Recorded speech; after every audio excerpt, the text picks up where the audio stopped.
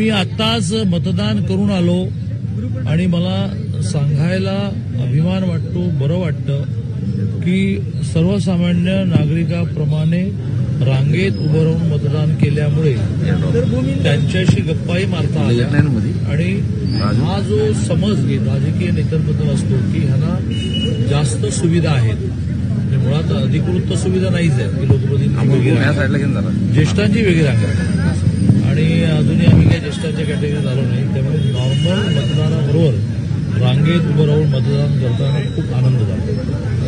काल आपण पाहिलं की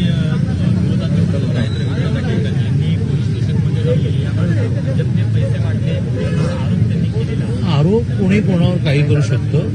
मला असं वाटतं की हा विषय रात्री संपला. स्वतः सीपींनी मध्यस्थी केली की बाबा रे अशा प्रकारे आरोप करण्यातून कोणाला अटक करता येत नाही, तुम्ही कंप्लेंट करा. त्यामुळे त्यांनी कंप्लेंट केली आणि पोलीस त्यांचं काम करतात.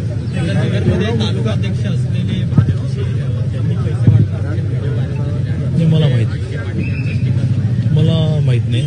माहिती नसलेल्या मुद्द्यावर बोलणं बरोबर नाही. दादा, या एवढ्या मोठ्या संख्येनं मतदान बाहेर पडतायत, एवढा उत्साह जो त्याचा काय अर्थ काढायचा आहे का फक्त कोथरूडमध्ये हे चित्र आहे? नाही, संपूर्ण पुण्यामध्ये आहे. आज सकाळी लवकर उठून मी सगळ्या केंद्रांना मॉनिटर करतो आहे.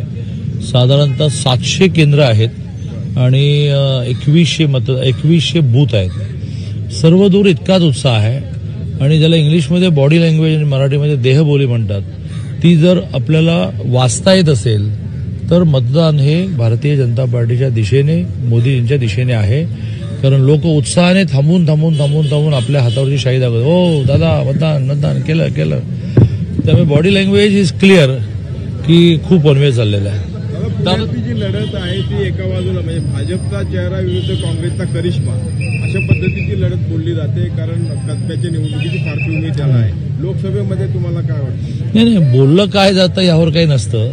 वस्तुस्थिती काय यावर असतं. ही निवडणूक लोक मोदींचे हात मजबूत करण्यासाठी, कारण ते जर हेवी मेजॉरिटीवालं सरकार करू शकलं तर देशामध्ये नाही जगामध्ये मेसेज जाईल की हे खूप मजबूत सरकार आहे. मजबूत सरकारचे फायदे गेल्या 10 वर्षात त्यांनी अनुभवले. गेल्या 10 वर्षात या देशामध्ये एकही दंगल झाले नाही, या देशामध्ये एकही बॉम्बस्फोट झाला नाही. ते मजबूत सरकार ही आवश्यक असतात. यासाठी लोक मतदान करणार आहेत. करिश्मा वगैरे महानगरपालिकेमध्ये. दादा, प्रचाराचा एक टप्पा अजून राहिलेला आहे, एक मतदानाचा पेज महाराष्ट्रातला. देशातले 3 आहेत. एक विषय पुढे येतो की अजितदादांनी तुम्ही जे बारामतीत वक्तव्य केलं त्यावर नाराजी व्यक्त काही नाही, चुकीचं आहे असं म्हटलं. आपण कसं पाहता येईल? काही नाराजी व्यक्त केली नाही आणि काही झालेलं नाही. त्यांना असं काही म्हणायचं नव्हतं. विषय संपलाय. दादा, राज ठाकरेंनी जी पुण्यात सभा पार पडली त्यामध्ये एक मुद्दा उपस्थित केला की काँग्रेस आणि उद्धव ठाकरे गटाला मतदान करण्यासाठी फतवे काढले जातात आणि मतदान करा अशा पद्धतीची. राजसाहेबांचं एक वैशिष्ट्य आहे की त्यांना जे म्हणायचं ते बिनदिक्कतपणे म्हणतात. याचे परिणाम काय होतील वगैरे वगैरे त्याचा ते विचार करत नाही. त्यामुळे चुकीचं आहे. ते बरोबर त्याचा विचार करतात की ही सर्वसामान्य माणसाची मानसिक आवश्यकता आहे. त्यामुळे वेगवेगळे फतवे काढावर आल्यानंतर सर्वसामान्य माणसानेच त्यांना फीडबॅक दिला की बाकीचे सगळे फतवे काढणार आणि आपण काय करणार. सर्वसामान्य माणसाच्या मनातला आवाज त्यांनी त्याशी बोलून दाखवला. तुम्ही पुण्यात पहिल्यांदा मतदान करताय, पक्के आता पुणेकर झालाय?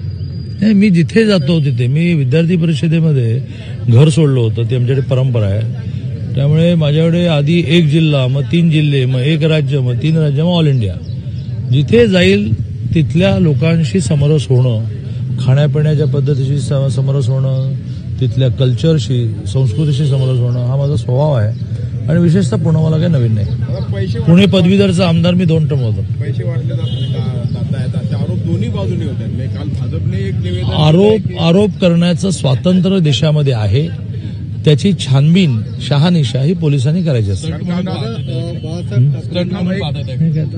काल रात्री उशिरापर्यंत सरकारनगर पोलीस स्टेशन समोर जो काही गोंधळ चाललेला होता, पोलीस तो गोंधळ नियंत्रणात आणण्यातही सक्षम होते. कारण ही पेशन्सची लढाई असते आणि पोलीस त्याच्यानंतर आलेल्या तक्रारीच्या आधारे चौकशी करण्यासाठी सुद्धा सक्षम आहेत.